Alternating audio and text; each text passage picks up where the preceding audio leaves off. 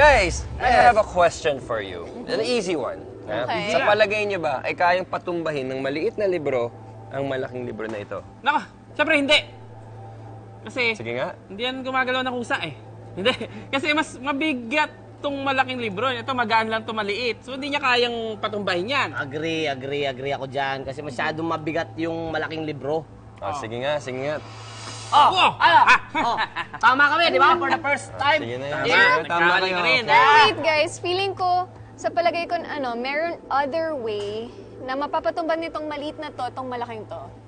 Actually guys, tama si Ate Alodia. Tama ka, may ibang paraan nga. Eh ano ah? Ano?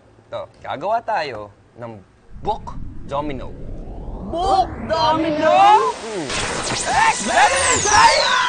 Ito na yung mga libro natin. Okay. So, ang gagawin natin ay gagawa tayo ng domino from the smallest book to the biggest book. Okay? Oh.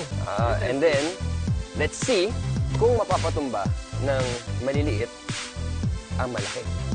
Alright? Okay, game. Try natin ha. Dito kayo. Start. Kayo mag-start. Okay. Smallest to biggest. Modest. Ito na. Ano Smallest kung to mapapasok biggest. mo dito liit? Ito na. Pag ganun daw. Pag ganon, papunta doon. Papunta rito. Okay. Sige. Bigyan nyo ng konting gap. Sige. Siya na lang yung sa duller. Sige. Okay. Ito yung 1, pinakulit. 2.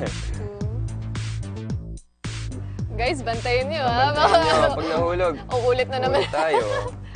Overdue Puno na na to ha. siguro yung Overdue na. library card. Gagalit yung librarian yan. Sasabihin, Oo. Tapos ito. Sa pang encyclopedia. And then, Earth Science. Earth science. Okay. Tingnan natin. Okay. Tabi na yan, Kuya James.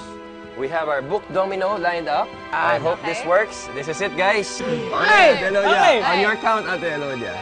3, 2, 1.